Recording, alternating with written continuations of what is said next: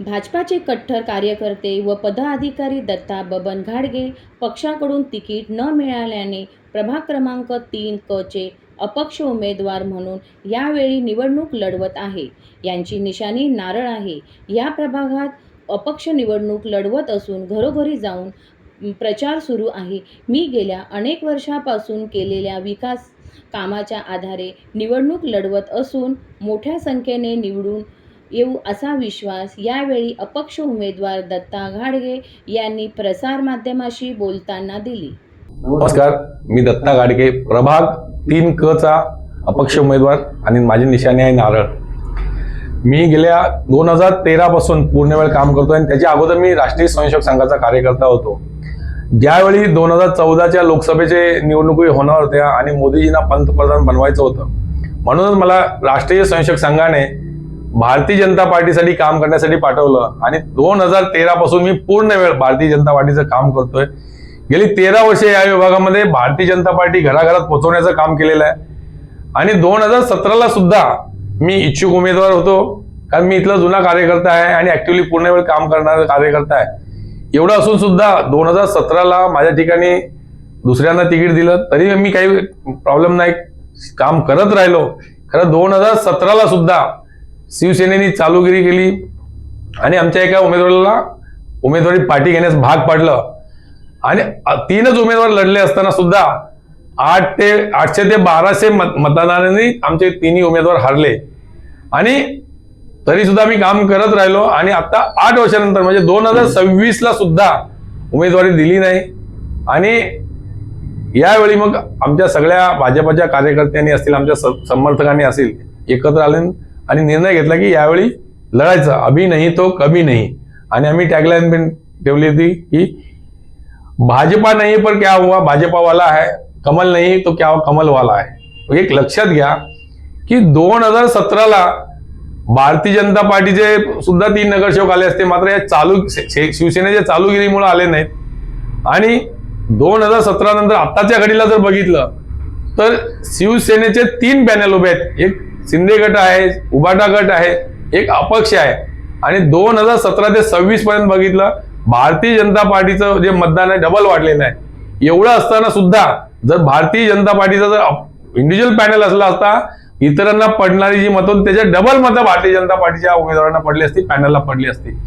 मात्र ही राजकीय दादागिरी आहे की मतं मात्र भारतीय जनता पार्टीची पाहिजेत, मात्र उमेदवार नकोय. लोकांच्या मनामनात, लोकांच्या हृदयात भारतीय जनता पार्टी आहे, कमळ आहे, हे असताना सुद्धा लोकांना मतदान करायला बटन मात्र कमळाचं नाही. ही लोकांच्या मनात शोकांतिका आहे आणि ही कुठंतरी लोकांचा जो काही हा जो राग आहे किंवा लोकांचं जे काही कमळाला मतदान करायची जी इच्छा आहे, ह्या सगळ्याला अनुसरून आम्ही निर्णय घेतला आणि अपक्ष म्हणून आम्ही बनला. आणि आम्ही सांगतोय नारळ म्हणजे कमळ आहे आणि कमळ म्हणजेच नारळ आहे. आम्ही कुठल्याही प्रकारची विचारधारा सोडलेली नाही.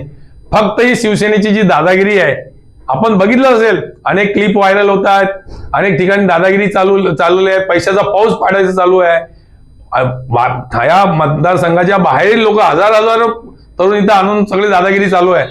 ही कुठेतरी थांबलं पाहिजे आणि उच्च शिक्षित सुशिक्षित स्थानिक नगरसेवक निवडून आला पाहिजे, जो लोकांच्या संपर्कातला पाहिजे, जो काम करणार असेल असा उमेदवार निवडून दिला पाहिजे. म्हणून या विभागातील सगळ्या लाडक्या बहिणी असतील, विद्यार्थी असतील, त्यांचे पालक असतील, ह्या सगळ्यांचा खूप मोठ्या प्रमाणात पाठिंबा माझ्या पाठी आहे. आणि माझा प्रचार सुद्धा मला न सांगता अनेक टीम वेगवेगळ्या घरोघरी जाऊन करतायत. कारण या विभागामध्ये अभ्यासिका असेल, महिलांसाठी एनएमए मुक्तीचे कॅम्प असेल, 3-3 हजार महिला आमच्या कॅम्पला येतात. तर या कोरोना काळात सगळ्यात मोठं कम्युनिटी किचन चालवलं असेल आम्ही. असे अनेक लाठीकाठीचे उपक्रम असतील, सगळे मोफत. म्हणजे ज्या छत्रपती शिवाजी महाराजांचं नाव घेऊन बाकीचे सगळे राजकारण करतात, त्या छत्रपती शिवाजी महाराजांचे जी कलागुण आपल्या नवीन येणाऱ्या पिढीत वाढण्यासाठी आणि महिलांचं संरक्षण होण्यासाठी आम्ही जे मुलं असतील त्यांना लाठीकाठीचं प्रशिक्षण मोफत देतोय, जेणेकरून हे शस्त्रकला जी आहे, लाठीकाठी, तलवारबाजी, या सगळ्यामध्ये जाईल. आणि आतापर्यंत हजारो मुलं आमची प्रशिक्षित झालेली आहेत आणि हे सगळे स्वतःच नाही तर समाजाचं संरक्षण करण्यासाठी पुढे आलेले आहेत. त्याच्यामुळं मला वाटतं की लोकांच्या मनामनात कमळ होतं ते आता नारळ सुद्धा आहे आणि नारळच्या माध्यमातूनच कमळ फुलणार आहे असं माझं 100% खात्री आहे आणि विजय निश्चित आहे. एक लक्षात घ्या, या ठिकाणी जर बघितलं या वार्डामध्ये बरेच लोक असे आहेत जे 3-3 वर्ष 3-3 टर्म 4-4 टर्म नगरसेवक राहिलेले आहे, मात्र त्यांना कुठल्याही प्रकारची लाज नाही. तेच विषय घेऊन परत ती निवडणूक लढतायत. एवढी 10-15 वर्ष नगरसेवक असून सुद्धा विभागाचा कुठल्याही प्रकारचा विकास झालेला नाहीये. फक्त या नगरसेवकांचा विकास मात्र नक्की झालेला आहे. जनतेच्या मनात या सगळ्या गोष्टी येतात, त्यांना सगळ्या गोष्टी माहीत आहेत.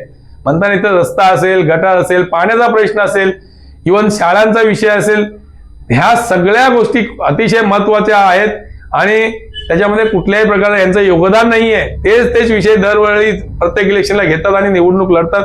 त्याच्यामुळे लोकांना माहिती आहे की इथं जर काम करणारा जर नगरसेवकाला तर त्यांच्या विविध समस्याचं निराकरण होईल. त्याच्यामुळं माझ्या पाठी जनतेचा ठाम विश्वास आहे आणि नक्की निवडून देईल अशी मला 100% खात्री आहे.